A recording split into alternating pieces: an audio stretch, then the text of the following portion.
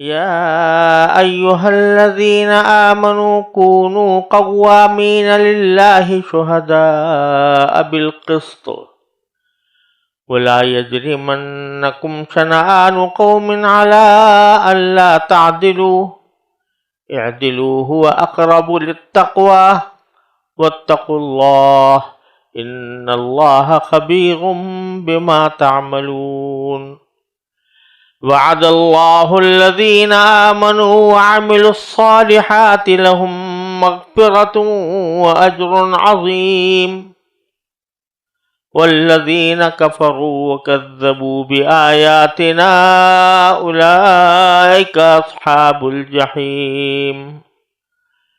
ان آیات کا ترجمہ یہ ہے، اے ایمان والو، اللہ تعالیٰ کی خوشنودی کے لیے احکام کی پوری پابندی کرنے والے اور شہادت کی نوبت آ جائے تو انصاف کی شہادت ادا کرنے والے بنے رہو،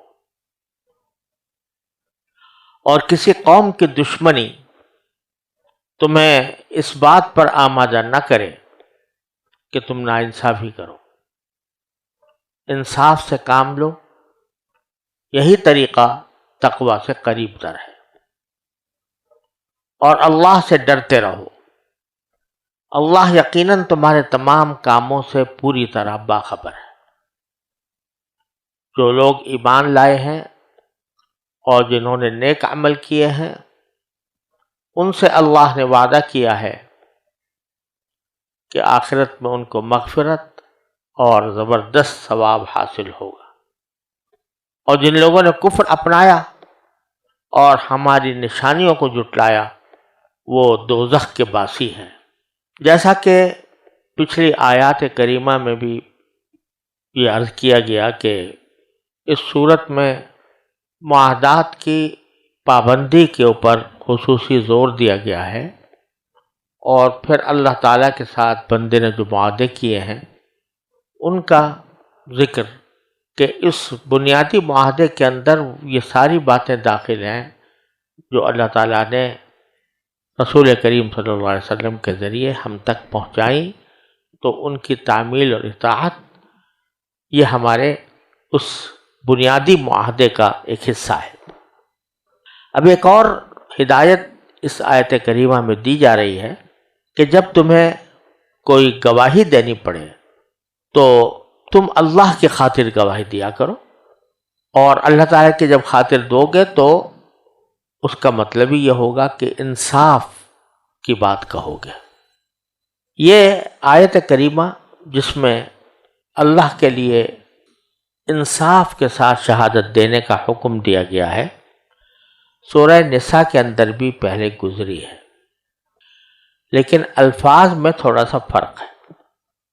سورہ نساء کی آیت میں فرمایا گیا تھا کہ کونوا قوامین بالقسط شہداء للہ، کہ تم انصاف قائم کرنے والے بن جاؤ اس طرح کہ تم جو گواہی دو وہ اللہ کی خوشنودی کے لیے ہونی چاہیے۔ اور یہاں جو الفاظ ہیں وہ ہیں کونوا قوامین للہ شہداء بالقسط، کہ تم اللہ کے لیے کھڑے ہو جاؤ، اللہ کے لیے کھڑے ہونے والے بنو، اللہ کے لیے انصاف قائم کرنے والے بنو، اور اس کے نتیجے میں جو گواہی دو وہ بھی انصاف کے ساتھ ہونی چاہیے۔ مجموعی اعتبار سے تو دونوں آیتوں میں کوئی فرق نہیں ہے، دونوں جگہ ایک ہی حکم دیا گیا ہے کہ جب کبھی گواہی دینے کی نوبت آئے کسی کے بارے میں تو انصاف کے ساتھ گواہی دیا کرو، اور جو گواہی ہو وہ اللہ کے لیے ہو، کسی کو نفع پہنچانے کسی کو نقصان پہنچانے کا مقصد نہ ہو، بلکہ یہ کہ اللہ تعالیٰ نے مجھے حکم دیا ہے کہ بھئی جہاں کوئی ضرورت پیش آئے گواہ بننے کی تو اس کی مجھے تاکید فرمائی ہے، لہذا میں کر رہا ہوں۔ کسی کے حق میں جائے کسی کے خلاف جائے اس سے بحث نہیں، جو بھی صحیح بات ہے میں اس کی گواہی دوں گا۔ لیکن آدمی کو غلط گواہی دینے پر کیا چیز آمادہ کرتی ہے. بعض اوقات غلط گواہی دینے کے لیے اس لیے آدمی اپنے آپ کو مجبور جیسا پاتا ہے کہ وہ گواہی اپنے کسی چاہنے والے کے، اپنے کسی محبوب کے خلاف پڑ رہی ہے. مثلا اولاد پکڑی گئی ہے کسی جرم میں، اور اگر گواہی کی نوبت آئی تو اس اولاد کے خلاف گواہی دینی ہوگی. یا فرض کرو کہ اپنی اولاد نے کوئی مثال کے طور پر امتحان میں کوئی بدعنوانی کی ہے اور اس کا پرچہ میرے پاس آ گیا دیکھنے کے لیے، تو اس وقت میں گواہی دے رہا تھا. نمبر جو لگائے جاتے ہیں یہ بھی ایک طرح کی گواہی ہوتی ہے. تو اس وقت میں مجھے یہ خیال آئے کہ یہ میرا بیٹا ہے، لہذا میں اس کے ساتھ رعایت کر دوں. رعایت کرنے کے لیے میں گواہی جھوٹی دے دوں، یعنی وہ کم نمبروں کا مستحق تھا، میں زیادہ نمبر دے رہا ہوں، تو یہ اس کے حق میں گواہی دے دی. تو بعض اوقات گواہی، غلط گواہی دینے کی وجہ یہ ہوتی ہے کہ میری گواہی کسی میرے محبوب کے خلاف نہ پڑے.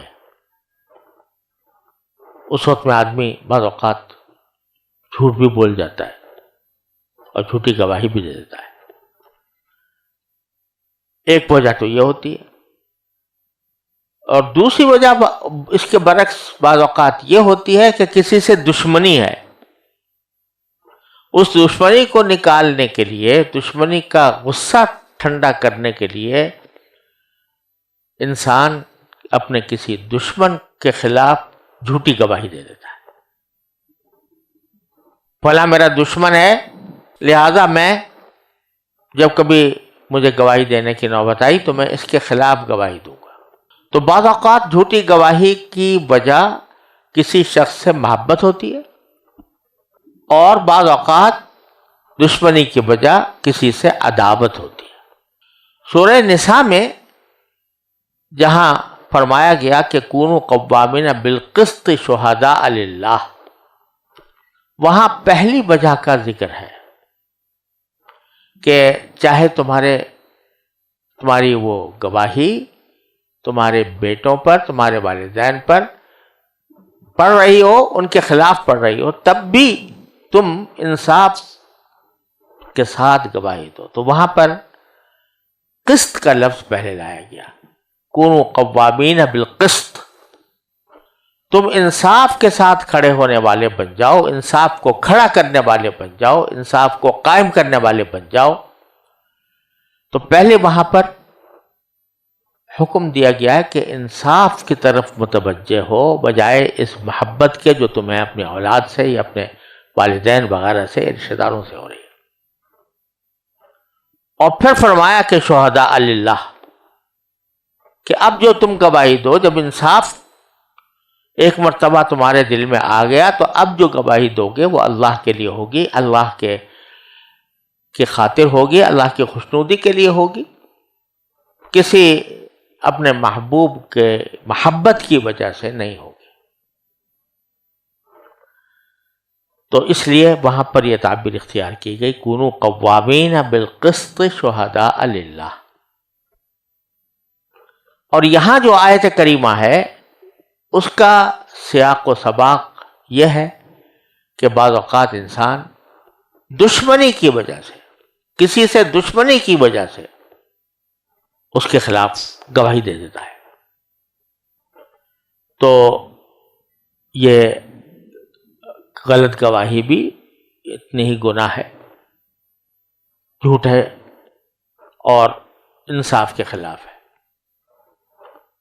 تو یہاں اللہ تبارک و تعالیٰ نے پہلے فرمایا کونوا قوامین للہ، اللہ کے لیے کھڑے ہونے والے بن جاؤ. یعنی یہ جو تمہارے دل میں دوسرے کی دشمنی آ رہی ہے، اس دشمنی کی خاطر گواہی نہ دینا، بلکہ پہلے اپنے آپ کو اللہ تبارک و تعالیٰ کے حکم کا قائم کرنے والا بناؤ. دل میں یہ جذبہ پیدا کرو کہ جو کچھ بھی میں کروں گا وہ میں اپنے اللہ کے حکم کو نافذ کرنے کے لیے کروں گا. جب یہ تمہارے دل میں آ جائے گا تو بالشہداء بالقسط، تو تم جو گواہی دو گے وہ بھی انصاف کے ساتھ دو گے. چنانچہ چونکہ یہ سیاق یہ ہے کہ دشمنی کی وجہ سے کوئی غلطی نہ کرو، کوئی غلط گواہی نہ دو، تو اگلا جملہ اسی کے مطابق یہ فرمایا کہ بلا یجرمنکم شنآن قوم علی اللہ تعدلوا، کہ تمہیں کسی قوم کی دشمنی اس بات پر آمادہ نہ کرے کہ تم ناانصافی کرو. کتنی ہی کسی کے ساتھ دشمنی کیوں نہ ہو، لیکن اگر کسی وقت اس کے بارے میں کوئی اظہار خیال کی نوبت آئے اور اس کے کسی اچھے وصف کا ذکر ہو رہا ہو، تو محض اس بنا پر کہ وہ تمہارا دشمن ہے یا تمہیں اس سے دشمنی ہے، اس کی اچھائی کو چھپا کر نہ بیٹھ جاؤ. ہر حالت میں صحیح گواہی دو، چاہے اپنا مخالف ہی کیوں نہ ہو. اب دیکھیے ابو سفیان سے ہرقل بادشاہ نے رسول کریم صلی اللہ علیہ وسلم کے بارے میں پوچھا، لیکن ابو سفیان حالانکہ رسول کریم صلی اللہ علیہ وسلم کے دشمن تھے، لیکن جو بات پوچھی رسول کریم صلی اللہ علیہ وسلم کے بارے میں اس کا جواب صحیح دیا اور اس میں کوئی جھوٹ کی آمیزش نہیں کی. تو یہ صحیح گواہی دینا اور دشمنی کی بنا پر غلط گواہی دے دینا، یہ ایک ایسا عمل ہے کہ جو کافر بھی اس کو اچھا نہیں مانتے. تو جب آدمی اللہ کے لیے کر رہا ہو کام، اللہ تبارک و تعالی کے لیے کوئی کام کر رہا ہو، تو اس صورت میں اور زیادہ یہ بات تاکید سے کہنے کی بات ہے کہ انسان جو ہے وہ انصاف کا دامن نہ چھوڑے. اور فرمایا اعدلوا، ناانصافی ہرگز نہ کرنا، چاہے کسی کی دشمنی ہی کیوں نہ ہو، بلکہ تم انصاف کرنا. هو اقرب للتقوی، انصاف ہی تقوی کے قریب تر ہے. یعنی جو تقوی تمہاری زندگی کا اصل مقصد ہے، اس تک پہنچانے کے لیے یہ راستہ قریب کا راستہ ہے کہ انصاف کے ساتھ. اور یہاں یہ سمجھ لینا چاہیے کہ یہ جو کہا گیا ہے کہ گواہی غلط نہ دو، انصاف کے ساتھ گواہی دو، تو ایک گواہی تو وہ ہوتی ہے جو آدمی کو کسی عدالت میں جا کر دینی پڑتی ہے، اس کے بارے میں تو یہ حکم ہے ہی. لیکن بہت سی چیزیں ایسی ہیں ہمارے معاشرے میں جن کو ہم گواہی نہیں سمجھتے، اور حقیقت میں وہ گواہی ہیں. گواہی ہم صرف اس کو سمجھتے ہیں کہیں جا کر کسی عدالت میں جا کر انسان کوئی گواہ بن کر کوئی بات کہے، لیکن قرآن کریم کی اصطلاح میں شہادت اس سے زیادہ عام ہے. جب آپ کسی شخص کے بارے میں کوئی رائے ظاہر کرتے ہیں تو وہ بھی ایک طرح کی شہادت ہوتی ہے، خواہ وہ عدالت میں نہ ہو، لوگوں کے سامنے ہو، تحریر سے ہو، تقریر سے ہو. جیسے ڈاکٹر صاحبان ہیں، وہ کسی کے لیے میڈیکل سرٹیفکیٹ جاری کرنا چاہتے ہیں، یہ بھی ایک طرح کی گواہی ہے کہ آپ اس کے حق میں گواہی دے رہے ہیں کہ یہ بیمار ہونے کی وجہ سے حاضری سے معذور ہے. اب اگر وہ معذور نہیں ہے اور آپ نے جھوٹا سرٹیفکیٹ جاری کر دیا تو یہ بھی جھوٹی گواہی کے ضمن میں آتا ہے. اسی طرح اگر کوئی ممتحن ہے، وہ کسی سے دشمنی کی خاطر اس کا پرچہ خراب کر دیتا ہے یعنی اس کے اوپر نمبر کم لگاتا ہے، جتنے کا وہ مستحق ہے اس سے کم لگاتا ہے، تو یہ جھوٹی گواہی ہوگی، اور وہ وبال جو جھوٹی گواہی کا ہے وہ اس پر بھی آئے گا۔ اسی طرح انتخابات ہوتے ہیں تو اس میں لوگ ووٹ ڈالتے ہیں، تو ووٹ ڈالنا بھی ایک طرح کی شہادت ہے، اور یعنی دیانتاً وہ ایک شہادت ہے، اگرچہ قضاً اس کو شہادت نہ کہا جائے، دیانتاً وہ شہادت ہے، لہذا اس میں غلط بیانی کرنا، اس میں کسی کی جنبہ داری کرنا، کسی کی دشمنی کرنا، یہ سب حرام اور ناجائز کام ہے۔ اس کے بجائے آدمی کو وہی بات اختیار کرنی چاہیے جس کو وہ دل سے مانتا ہو اور جو نفس الامر میں اس کے نزدیک درست ہو۔ اگر نہیں کرے گا تو یہ اس عہد کی خلاف ورزی ہوگی۔ پھر اللہ تبارک و تعالی فرماتے ہیں واتقوا اللہ، اللہ سے ڈرتے رہو۔ ہر حکم کے ساتھ تقریباً یہ تاکید آتی ہے، کیونکہ حکم اس وقت تک حکم پر عمل نہیں ہو سکتا جب تک کہ انسان کے دل میں تقوی نہ ہو، یعنی اللہ کا خوف نہ ہو۔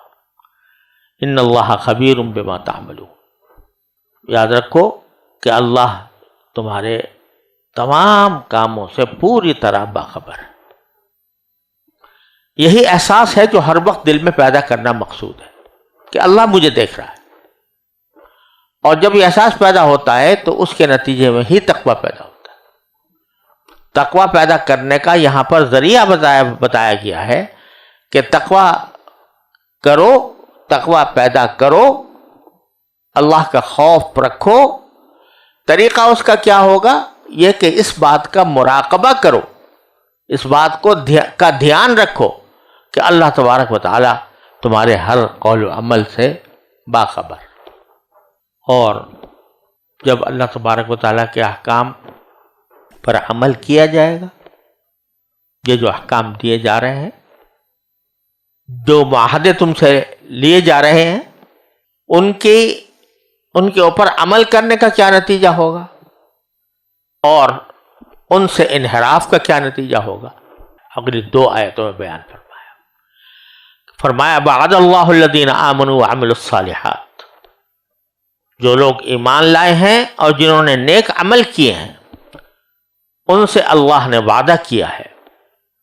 کیا وعدہ کیا ہے؟ لہم مغفرۃ واجر عظیم، یہ وعدہ کیا ہے کہ وہ مستحق ہوں گے اجر عظیم کے، زبردست ثواب کے، معمولی نہیں بلکہ اجرون کے ساتھ عظیم کی صفت لگا کر یہ بتایا گیا کہ ایمان اور عمل صالح والوں کو نہ صرف یہ کہ ان کے گناہوں کی مغفرت ہوگی، کیونکہ کوئی بھی انسان ایسا نہیں ہے انبیاء کرام کے بعد کہ جس سے کبھی نہ کبھی کوئی غلطی نہ ہوئی ہو، تو غلطیوں کے بارے میں تو اللہ تبارک و تعالیٰ کا معاملہ یہ ہوگا کہ مغفرت فرما دیں گے، اور اوپر سے ثواب جو ملے گا وہ عظیم ہوگا، عظمت والا۔ اور دوسری طرف والذین کفروا وکذبوا بآیاتنا، جن لوگوں نے کفر اپنا لیا اور ہماری نشانیوں کو جھٹلا دیا، اولئک اصحاب الجحیم، وہ سب دوزخ کے باسی ہیں۔ اصحاب صاحب کی جمع ہے، لفظی معنی اس کے ساتھی کے ہوتے ہیں، لیکن جب کسی ایسی چیز کی طرف اس کی نسبت آتی ہے جو بے جان ہے تو وہاں پر اس کے معنی ہوتے ہیں والا۔ صاحب الجحیم یا اصحاب الجحیم کے معنی ہے دوزخ والے۔ اب دوزخ والے سے مراد یہی ہے کہ وہ دوزخ میں رہیں گے، تو اسی لیے ترجمے میں یہ کہا گیا کہ وہ دوزخ کے باسی ہیں۔ باسی کا مطلب ہوتا ہے باشندہ، کسی جگہ کا رہنے والا۔